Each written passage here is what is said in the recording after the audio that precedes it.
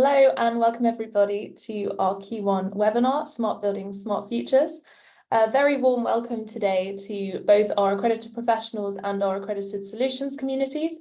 I really hope you all find today's session really valuable as we dig into the trends in office occupancy rates and the consequent changes to occupier expectations. We've got a packed agenda today, so let's kick off by introducing our speakers.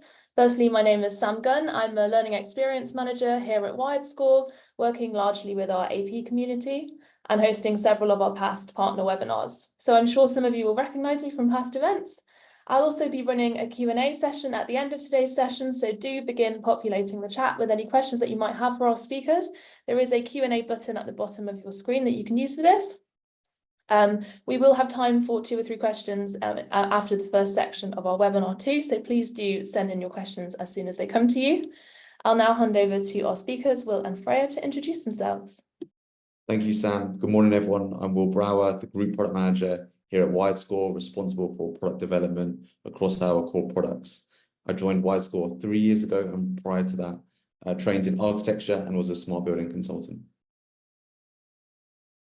Hey everyone, I'm Freya and I'm the head of commercial engineering at SmartScore. I look after all things on the technical side of our certification frameworks. And prior to joining SmartScore, I did quite a bit of smart building consulting as well. Thank you, both of you. We're really happy to have you both here today to share your expertise. So what will we be covering in today's session?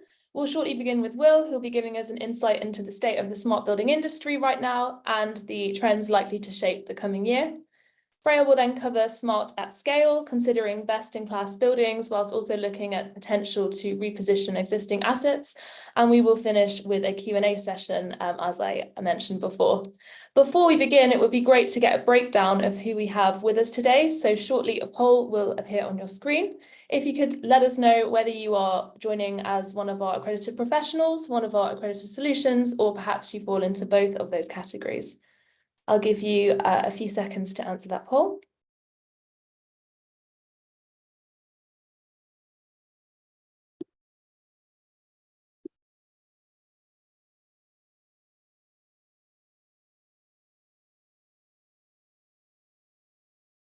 Just a few more seconds there. Great, it's great to see strong representation from both of our partner communities today. So welcome, I hope you find today really valuable, and please do drop us any questions throughout the session. Without further delay, I'm going to hand it over to Will to begin our webinar today. Thank you. That's great. Thank you so much, Sam. So it's safe to say that the last few years have been relatively anxious ones for those of us working within the office sector. We know that COVID put into question the future of the office, with a general sentiment towards increasing work from home. Furthermore, if it's unclear if there are going to be any buyers for real estate that had been purchased with low interest rate debt that has maturing loans forthcoming, with owners no longer having the financial means to hold on to these assets. A lack of activity in capital markets meant that the actual value and book value of many of these assets is disconnected, causing many to fear a complete collapse within the commercial real estate market. However, towards the end of 2023 and throughout 2024, we are seeing more promising signs of a stabilizing office sector and a floor beginning to form within the market.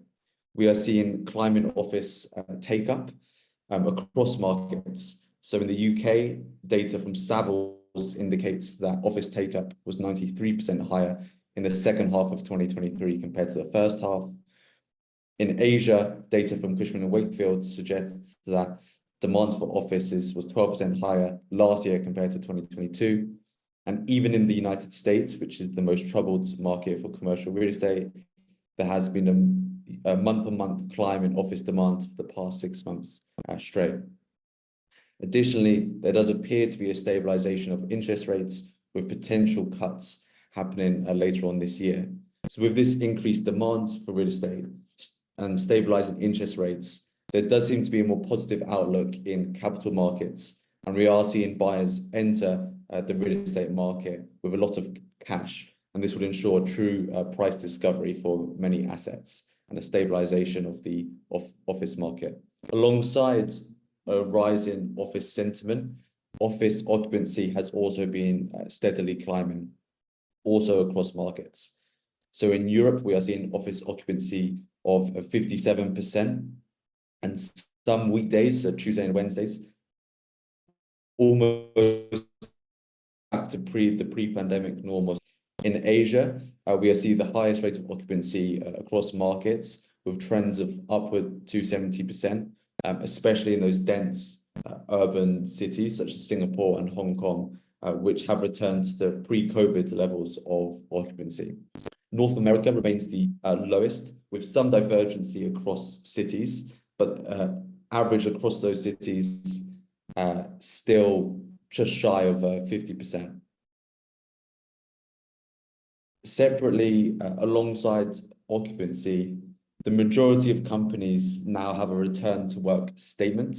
So a Unispace Global Insights 2023 study found that 72% of companies are now mandating some form of office return. This is in part due to a recognition of working from home fatigue, but also many employers are realizing that their company performance is not necessarily best suited to a completely remote workforce. A separate study from KPMG, which surveyed over 1,000 CEOs, concluded that 2/3 of those CEOs believe that office occupancy rates will trend more towards pre-pandemic ways of working, and a larger 87% of those global CEOs believing that financial rewards and promotion opportunities will be more closely linked to office attendance moving forward. Alongside those occupancy trends and return to work expectations, occupier expectations have been rising in terms of what they expect to get from their offices. And we are seeing this really around two key areas. Firstly, experiential areas. How seamless and easy is the office to access and to use? And secondly, around performance areas. How well performing is the asset from a sustainability point of view, all the way through to a health and wellness perspective. This rise in expectations is really leading to some winners within the office commercial sector. And we are seeing winners through our certification data form in two distinct camps. Firstly, those best-in-class assets, which are the premium grade A office spaces, which are bolstering their full amenity packages, as well as the repositionable assets. So assets that are currently not yet premium, but through substantial retrofit can be given a new lease of life. It goes without saying that digital is the foundational enabler of a premium product, both in terms of the office experience and in terms of the office efficiency. And we are seeing this reflected in our certification data with an accelerated rate of adoption to drive operational efficiency and tenant experience. And we are seeing a clear push from best-in-class assets and the owners of repositionable assets to deploy these digital technologies to amplify their in-building experience. If we think about other industries, the digital experience is critical, for example, when we fly, from booking a flight to checking in to boarding, and the same will hold true of offices. And we see that digital component now being a critical experiential overlay of the office experience. Occupiers are also really demanding sustainable buildings.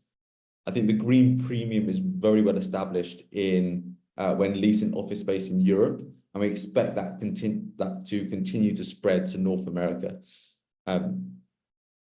Alongside occupiers demanding sustainable buildings, if we take a step back and look at the globe, the world needs a sustainable built world.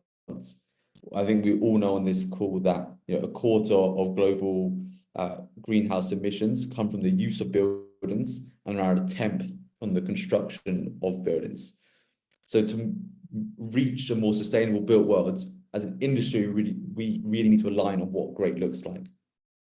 In order to reach net zero as a construction industry, the Royal Institute of British Architects outlines many performance targets. One of them, which they set out for the office sector, includes a target around operational energy use. their 2030 targets suggest we should reduce the energy intensity of buildings by around 70%. So progressively going down from a current baseline of 225 kilowatt hours per meter squared down to a 2030 target of 55 kilowatt hours per meter squared for all non-domestic buildings by 2030. Now, the scale of that challenge is quite daunting. It's quite a substantial reduction in energy intensity. And there's an emerging debate on the best strategies to achieve it. And we're seeing this debate happen through our ecosystem as well as our clients. Outside of real estate, if we take a look broadly at ESG for a second, many articles began to explore the future of ESG in 2023. And an article from The Economist, I think, was almost most provocative in this nature. And they called for ESG to be boiled down to one simple metric around emissions. Closer to home, some of you may have seen the article from BizNow titled, "The Green Building Certification System is worth billions, but isn't helping cut carbon," which called into question the role of green building certifications in delivering a sustainable future. Additionally, some of you may watch the great webinar with GRESB Measurable, which appeared to outline two schools of thought in the best way to achieve a sustainable future. On the one hand, those that saw broad definitions of sustainability and design-based standards as a great thing and a really positive agent for change. And on the other hand, those that would like to move towards measuring just single performance measurements and using that as the best way to deliver against our sustainable future. Our point of view at WideScore, from speaking to the ecosystem as well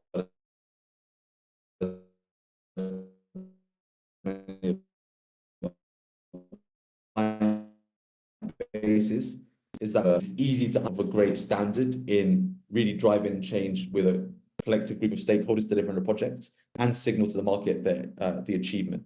But increasingly, we see performance measurements being built into the design and measurement of buildings. Taking a slight detour, we can begin to be inspired by other industries. And I think one thing we often forget within real estate is that buildings are for people. And a lot of the metrics we use to measure success at the moment are void of any kind of people measurement.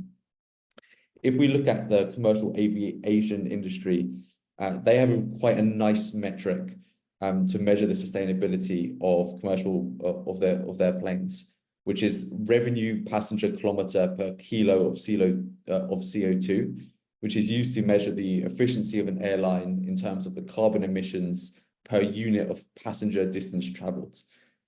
This metric is very useful for comparing the sustainability performance of different carriers. Obviously, airlines with a lower RPK per kilo of CO2 are generally more efficient in terms of carbon emissions.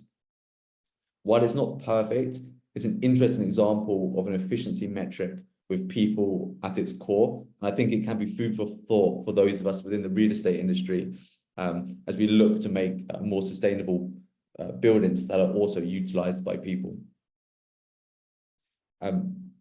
Going back to the real estate industry, we are, regardless of where we land in terms of the best way to measure the performance of our built worlds, smart building technology is critical in that transition from where we are at the moment to that lower carbon future in 2030 through numerous solutions that we'll all be familiar with, from the energy metering to the predictive maintenance. And I think it's on us and this group of accredited professionals and accredited solutions that we remain steadfast in supporting our developers and asset managers deploy the technologies to make their buildings smarter and better connected. So with a base forming in the commercial real estate sector and some return to normalcy in working patterns, alongside increasing occupier expectations around performance and the experience of buildings, we are seeing that accelerated rate of adoption for smart building technologies across those two asset classes we mentioned before, the best-in-class assets and the repositionable assets. And we are calling this time the era of adoption, which is characterized by a few trends we are seeing within the industry. Firstly, we are seeing some industry consolidation on smart building use cases. So many of our real estate clients are now deploying their smart building use cases or deploying a fewer set of smart building use cases, but the ones that truly deliver value, such as the HVAC analytics, the digital access, and it's a smaller set of core primary use cases that are being rolled out. Secondly, we are seeing smart by default. So many of our AP organizations, maybe some of the ones on this call, are now doing smart by default as their specification for their projects they work on. So as the value becomes more apparent, this is now just forming part of the base specification. So as a client or as a landlord, you actually have to proactively say no to smart building technologies and not ask for it to be included in the scope. And thirdly, we are seeing a move from single building deployments to portfolio deployments. So a lot of our landlord clients within who are certification clients are now deploying smart across multiple buildings at once and no longer just looking at it from a single building perspective. So to conclude, we are seeing this more positive outlook for commercial real estate throughout this year, coupled with higher occupancy and rising expectations. And because of that, we are seeing an accelerated rate of smart building deployments across best-in-class and repositionable assets. And with that, I'm happy to take some questions now or hand back to yourself, Sam and Freya. Thank you very much, Will. Really, really informative. Our first question is, are you possibly able to share the link to the analysis and reports that you quoted on market trends? And if not, could you direct our listeners to where they can find those?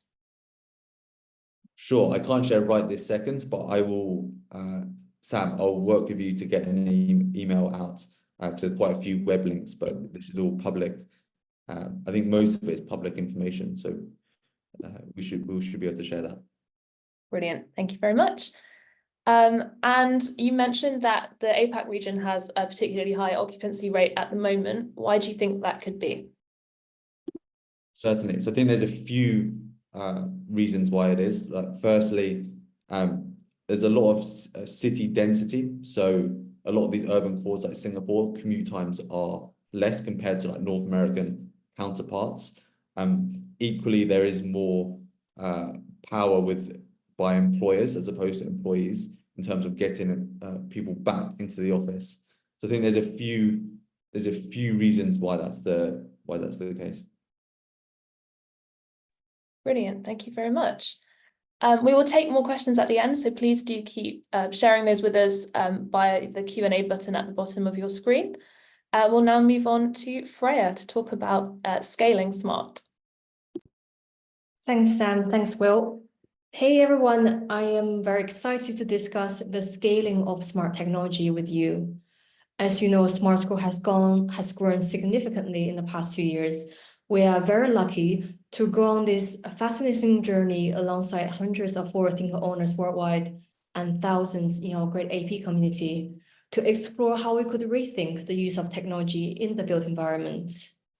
Now, with over 100 buildings certified live and over almost 500 going through the process, I would love to share some early insights on the trends we're discovering.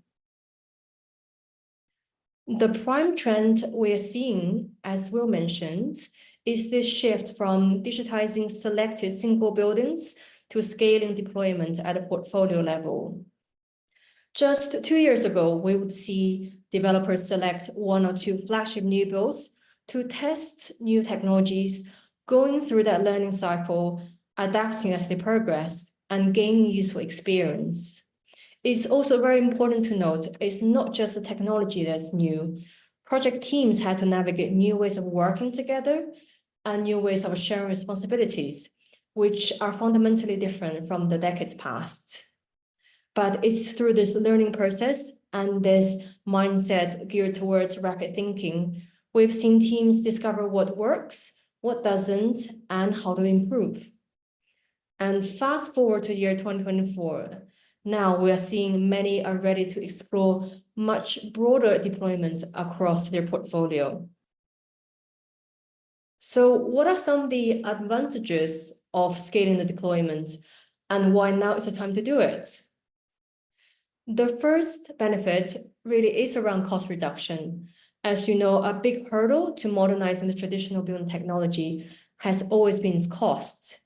However, with bigger and longer term commitments, and we've seen some developers even become the investor in the solution they put in their buildings, all these really help drive the price down.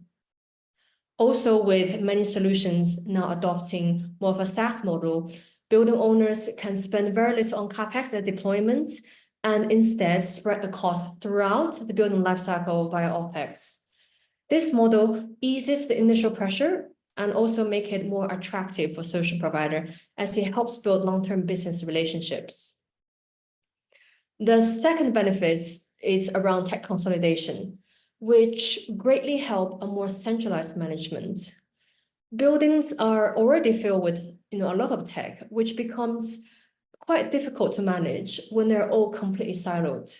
And one of the key benefits of this new concept of digitized smart building is about consolidating them into a more manageable way.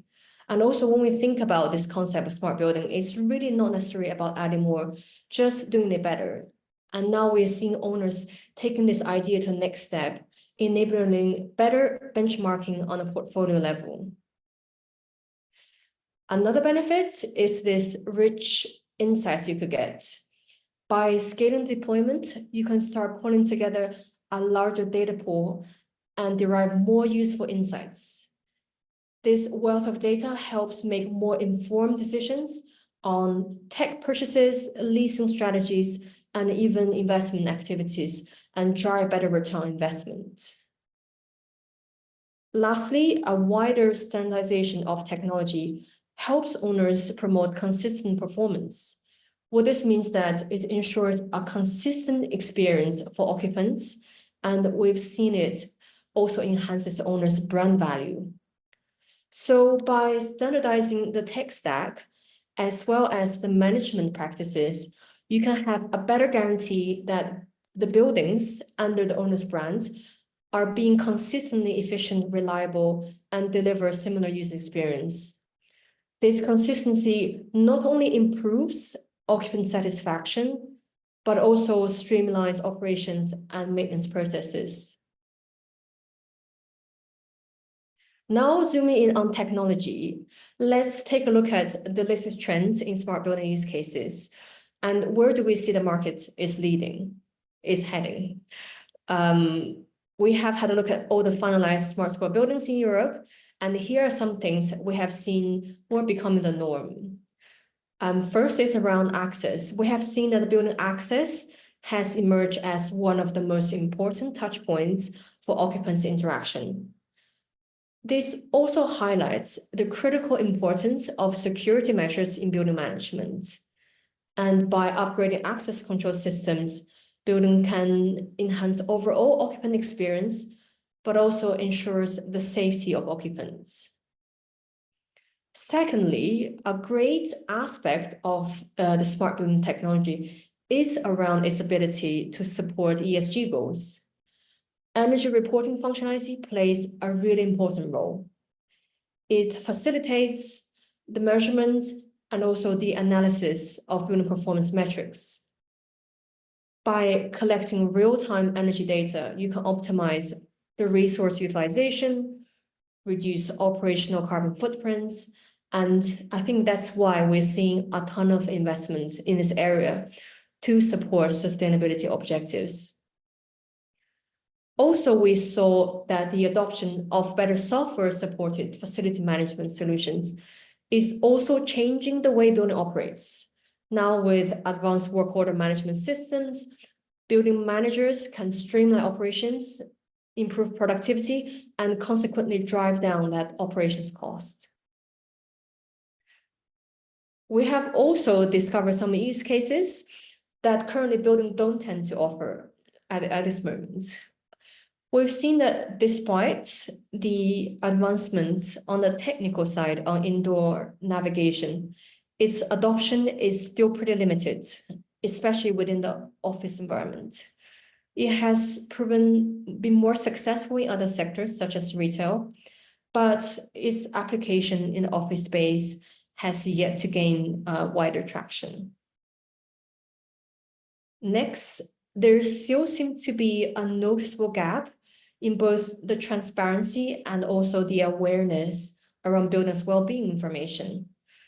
While there are efforts to promote health and well-being in buildings, there is need for greater transparency in providing occupants with information about the environmental and wellness status of their workspace. And the third one, really interesting, is around cyber testing. We noticed that the real estate industry still has got ground to cover in terms of cyber testing. With the increasing integration on the building system side and also increasing number of IoT devices getting put into these buildings, ensuring a robust cybersecurity measure is really important. However, many are still catching up in this area. I think this highlights a big gap within the OT, operational technology area, especially when you compare it to the IT area, which is much better understood. Switching topic slightly from use case trends to ways of deploying technology, specifically for repositionable assets. There are many ways you can go about doing it. What are some trends we're seeing from SmartScore certifications? We are seeing that first, many buildings are going through the digital enablement process. This is really focused on future-proofing our infrastructure, not delivering the functionalities yet today, but enabling them for tomorrow.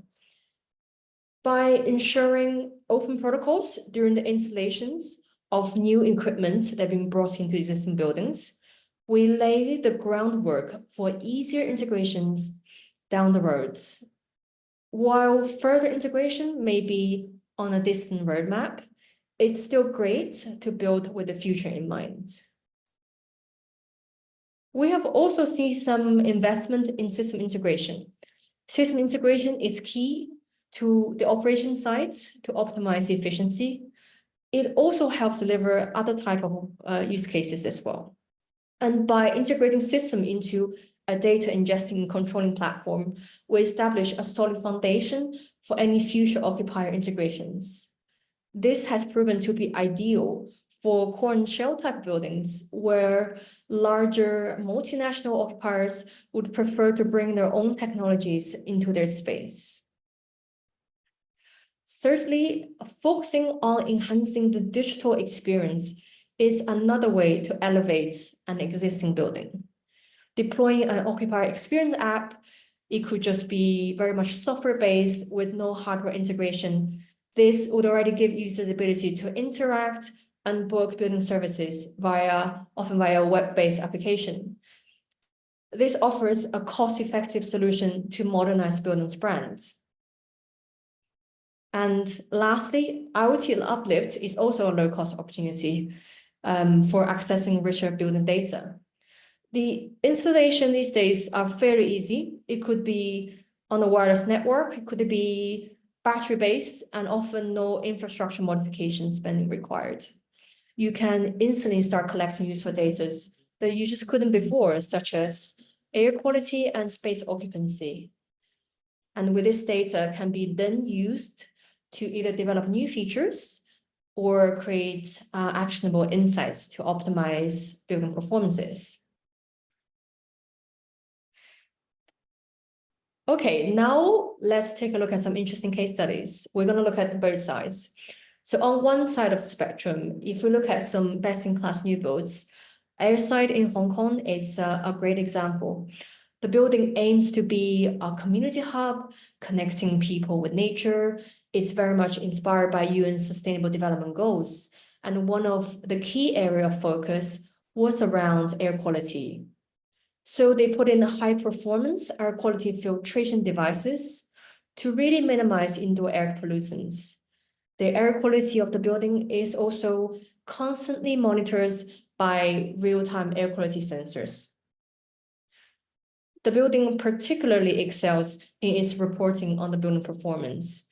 They have advanced customer analytics that incorporates crowd counting and video analytics that helps quick responses for queue management and crowd detection. Overall, with capabilities such as real-time monitoring, predictive maintenance, and automated work order distribution, this building is aiming to set a new standard for sustainable technological advanced developments. And on the other side of the spectrum, let's take a closer look at a great case study that is based on repositioning an existing assets through digital transformation. So 101 Collins is a commercial tower that underwent a remarkable upgrade in recent years. This has really helped breathe new life into the 30-year-old iconic landmark. It went through a complete transformation, brought in an integrated smart building platform, IoT sensing devices, as well as an occupier experience app. One of the standout features of these assets is its integrated system, which are designed to be flexible and adaptable to occupiers' different level of integration demands. And this versatility ensures that each occupier can tailor their experience according to their specific requirements and get the data they need easily. Overall, 101 Collins showcase how digital building and technology can revitalize an existing infrastructure, refreshing its brands and offer a more efficient and enjoyable workplace environment. Now, slightly stepping outside of the case studies, say for clients, you have tested and tried out successful use cases. The next challenge would be around scaling them across a portfolio. However, it's often impractical to implement everything at once, especially when you think about budget constraints. So how can you help your clients navigate this? We could start by considering the ease of rollout and the widespread applicability to different types of buildings. You could start by asking these questions when having the conversation with your clients and solution providers. One is, how easy is this going to be rolled out? And secondly, how widely is it applicable to the existing pool of buildings? If you want to maximize higher success potential, you could focus on identifying these almost like sweet spots for your client's organization, solutions that are not only easy to deploy, but also widely applicable across various building types. As we wrap up, here are some common threads that we have seen on successful SmartScore buildings. There is often a dedicated owner committed to the project's success. Stakeholders are aligned, so everyone's on the same page. Owners and project teams establish great relationship with solution providers to work together towards a common goal. It's also always better to start early in the planning and implementation process. And last but not least, they often at the start develop a strategic technology roadmap to get the project milestone and objectives. So to wrap up, I hope that you find the insight useful, and we're always here to support you. As we look ahead, as we mentioned earlier, there's a growing demand for quality assets alongside growing digital transformation of the real estate industry. I think it's going to be an interesting couple of years to watch. Sam, I will hand it back to you. Brilliant. Thank you very much. Thank you both so much for your time today. It's been very, very useful. Before we finish today's session, we do have time for a quick Q&A. I've got a few questions coming through from our audience, but please do keep sending those through. First question, very good one. How do you address concerns about OT cybersecurity in the adoption of smart technologies? Freya, do you want to take that one? Yeah, sounds good. Yeah, I'm very, very happy to take that one. I think there are probably 3 points to start with. First is, like I mentioned, is this differentiation between IT and OT. And just from the evidence we get from our buildings, I think sometimes people, when they have an IT cybersecurity policy, they think that they actually cover the OT side as well. And it's very, very different. I think how you manage IT is very different from how you would manage building systems. And to make sure, and then lead on to the second point around that leadership buy-in, to make sure that on the leadership level, they are very clear on the differences between these two sides, understand the importance of it. And thirdly, is really to make sure to start with, to prepare a budget. I wouldn't say that it's like a one-time investment. There should be like a constant stream of effort that going through ensuring the OT cybersecurity in the building, because if something happens, it can go really, really badly, and it's going to cost you a lot more. Yeah, I think these are the 3 points I would think of to start with. If you are more interested in the technical side, you can check out our framework. Just released a couple months ago. The SmartScore V2 will have better guidance on the operational technology side. We also released a tech guide, and I wrote an article for Rick's a couple months ago. You can check that one out as well if you're interested to learn more. Brilliant, thank you so much. Will, I think this is a question for you. We are seeing clients picking up their useful use cases, as mentioned, such as IAQ monitoring, mobile access control, etc. However, we don't really see clients taking up SmartScore, as having one or few smart building use cases does not necessarily entitle them to a good SmartScore outcome. Will SmartScore make any adjustments to allow buildings to be qualified easier, or will SmartScore revise the criteria to focus on evaluating the useful kind of use cases? Sure, that's a great question. Maybe I'll start by answering how we launched SmartScore V2. So we launched SmartScore V2 in October last year, and when we did that launch, we spoke to a lot of experts, some on this call, and looked at our SmartScore V1 live data, which was 100+ buildings that had been certified. The net result of that was we reduced the total criteria from V1 to V2 by around 30%. And we believe that SmartScore V2 is the best representation of a smart building right now across certified silver, gold, and platinum levels. And we think that the entry point to certified building reflects what a good smart building would be right now with those core use cases. That being said, we are always really eager to hear more from our industry experts in terms of what's being put in the field. So I would love to follow up with whoever asked that question to hear more about their perspectives from the market. But what I would additionally say is that the certification needs to play a fine balance. On the one hand, it needs to be accessible to a broad range of buildings to help them deliver on their smart building objectives and be able to signal that to the market. On the other hand, it does really need to be an agent of change to bring the industry forward and accelerate the rate of adoption in order to deliver great outcomes. So playing that balance is quite a hard thing to do, and we're always looking to find the right balance. Right now, we do think SmartScore V2 is the right balance, but I'd love to hear whoever asked the question more if they disagree with that. Thanks, Will.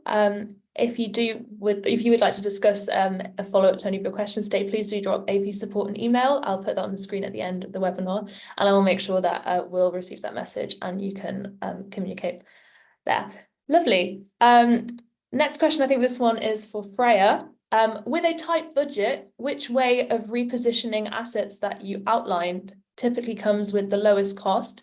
And there's a similar question, which of those would typically come with the lowest effort level? I think, like I mentioned before, there are a couple ways that you can revamp an existing buildings. I would say that of the most of building we have seen, the trend I'm seeing that they will actually focus on one area. It's not possible to do everything. If you're on a really, really limited budget, I think IoT devices could be one way to get better data and to start understanding, you know, the air quality, especially, and also the occupancy, the space utilization side of things. Mainly because, you know, these days, I think the technology all comes with battery-based and often wireless ones. You don't have to actually dig any holes on walls. You don't have to change the infrastructure. It's very much like a plug and play type of thing. You can also, if you care more about the brand and also the user experience side, look into bring in a user experience app so people can feel, you know, they're connected to the building. They can start booking services as well. I think the more expensive side would be the system integration sides, because that would require quite a lot of investment that you're going to have to bring in all the subcontractors working with the MSI to make that happen. So that is only when you have a bigger budget, or you have clients that's really, really demanding and they want integrated systems within their building.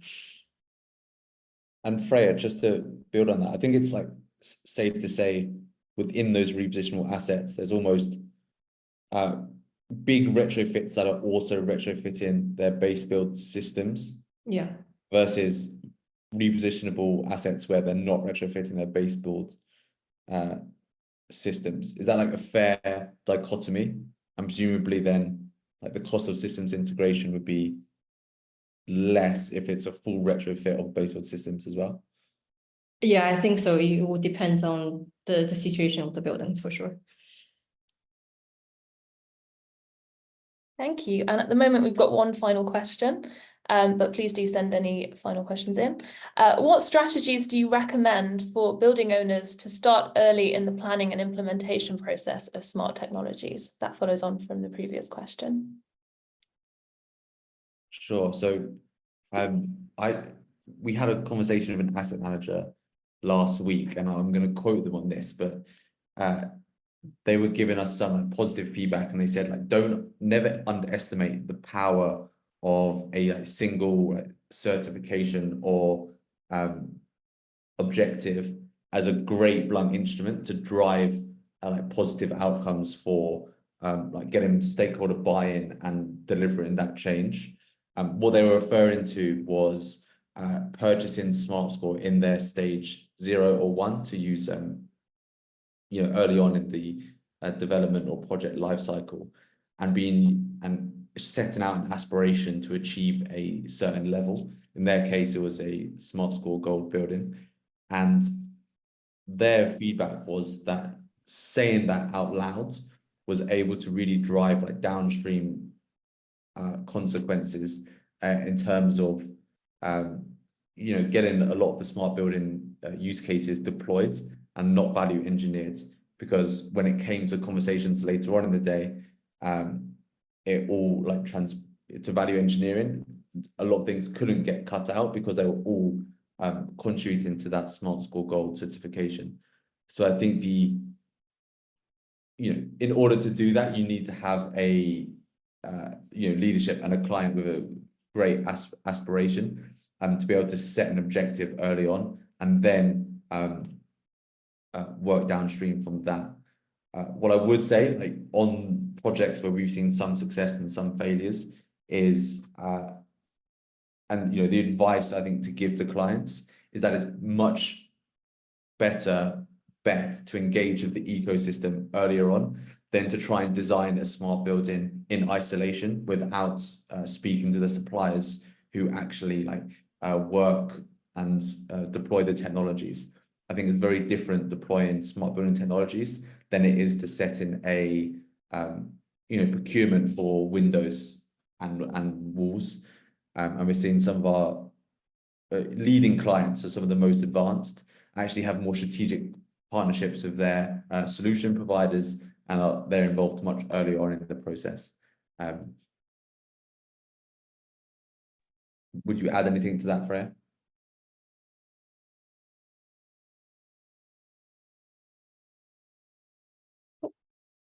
I don't think so. Okay, thank you so much to both of our speakers today.